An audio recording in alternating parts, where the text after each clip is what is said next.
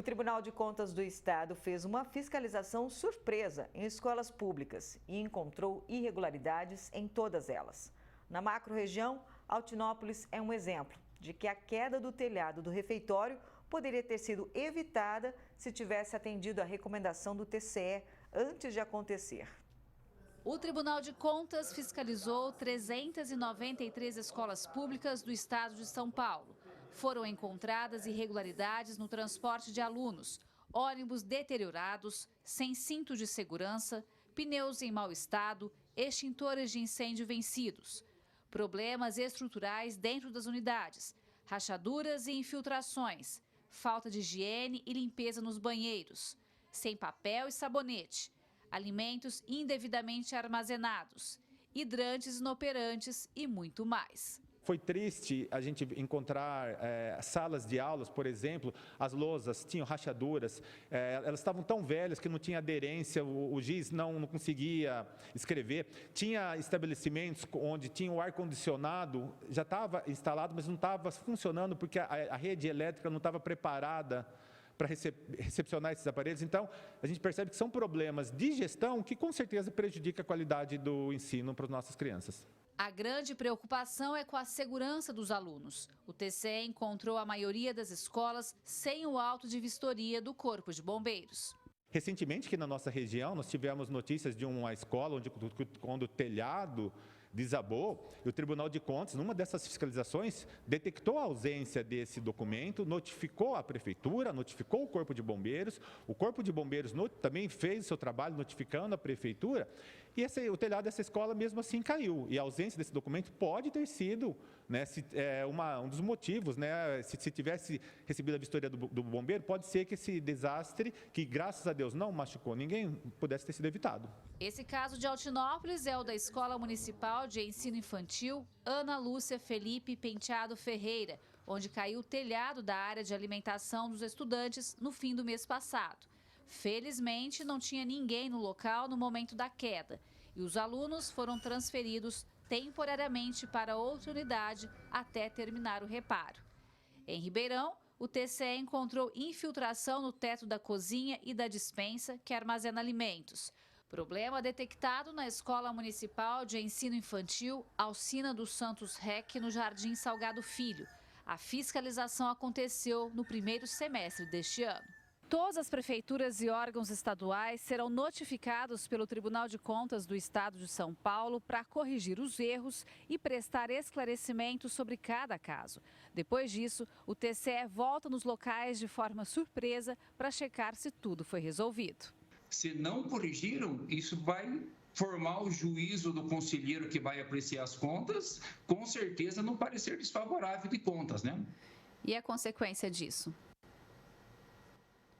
Consequência de uma conta desaprovada pelo tribunal e ratificada pela Câmara Municipal é a inelegibilidade do gestor público. Isso é a grande punição do homem público com contas rejeitadas, né? E desse trabalho do TCE fica um alerta para toda a sociedade. O tribunal está fazendo o papel dele, que é de fiscalizar, de dar transparência para a sociedade. E eu acho que um grande objetivo desse trabalho, também, dessa fiscalização surpresa que o tribunal faz, é oferecer para a própria sociedade um instrumento de controle social da administração, né? Para que o cidadão do seu município saiba que o seu filho está sendo transportado num ônibus inadequado, que ele está frequentando uma escola que não está em perfeitas condições de uso e ele possa cobrar os seus representantes, né? Gislene Lopes para o Jornal da Clube. A Prefeitura de Altinópolis não se manifestou sobre o assunto até o fechamento dessa edição. Já a Administração Municipal de Ribeirão Preto informou que a manutenção no teto da cozinha e despensa da Escola do Jardim Salgado Filho já foi executada. Para falar mais sobre esse assunto, recebemos no Núcleo de Jornalismo a pedagoga Patrícia Manzoli. Boa tarde. É importante essa ação do Tribunal de Contas chegar de surpresa nas escolas do estado de São Paulo? Sim, boa tarde. Boa tarde a todos que nos ouvem, que nos veem. Hoje é o Dia do Estudante, muito importante a gente falar desse assunto. Essa ação surpresa é justamente para verificar todas as irregularidades, né? Quando nós falamos em estudantes, nós estamos falando em crianças e jovens que estão em busca de um conhecimento, que estão ali para zelar sobre o seu futuro. A pergunta é: que zelo que nós vamos ter com o futuro dessas pessoas, né? O TCE encontrou irregularidades de todo tipo, inclusive em que envolve a segurança desses alunos, desses estudantes. Como que as escolas e os gestores devem cuidar dessa área? Então, essa área é a primeira, porque para poder falar em conhecimento, em transmissão de conteúdo, em desenvolver uma criança e um jovem, primeiro a gente precisa estar com a base, né, que é a infraestrutura toda bem sedimentada, proporcionando segurança e bem-estar. Os documentos oficiais da educação nem fala o termo aluno, fala em cidadão.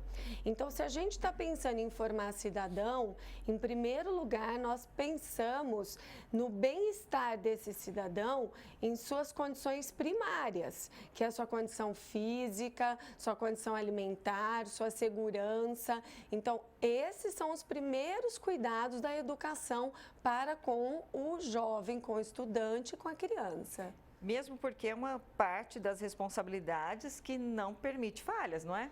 Não, não permite. Uma falha dessa custa uma vida, né? Pode custar aí um mal-estar muito grande, pode, por exemplo, um alimento mal armazenado gerar consequências graves, né? O ambiente de estudo, a gente sempre fala, como é que nós vamos falar para os pais que o ambiente da criança em casa para estudar tem que ser arejado, tem que ser iluminado, tem que ser bem cuidado? Se o ambiente primeiro do estudo, aquele que deveria dar a primeira visão do que é um bom lugar para esse estudante se desenvolver, está em condições precárias, né? E mesmo que não seja precário, um pequeno detalhe já faz a diferença e já geram riscos, né? E as responsabilidades começam com a direção da escola, que deve levantar todos os problemas e cobrar secretários, prefeito. Sim, os gestores, eles têm um papel amplo e fundamental na escola.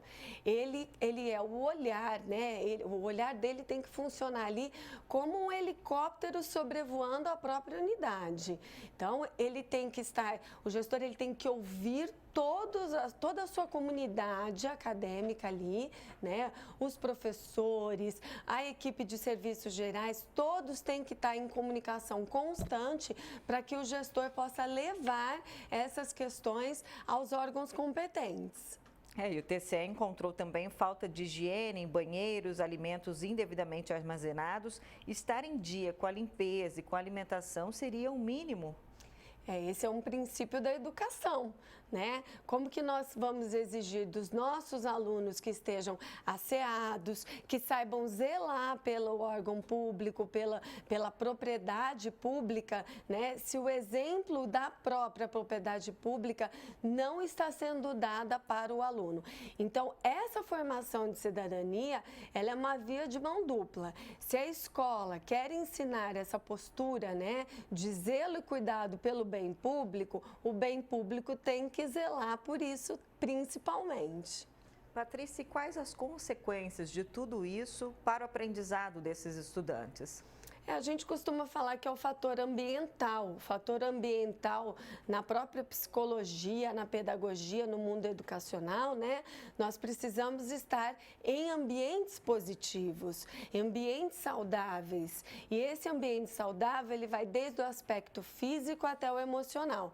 Então, um ambiente para a educação, ele tem que ser muito bem pensado, porque estamos lidando com crianças e jovens e não podemos proporcionar riscos, né, nesse ambiente. Não podemos proporcionar mal-estar, incômodo, né, insegurança. A gente tem que gostar do ambiente onde a gente está, para estudar, para trabalhar, para viver. Então, o grande desafio da educação começa desde o ambiente que se proporciona para o aluno. Tá certo. Muito obrigada pela sua participação aqui no Jornal da Clube. Eu que agradeço.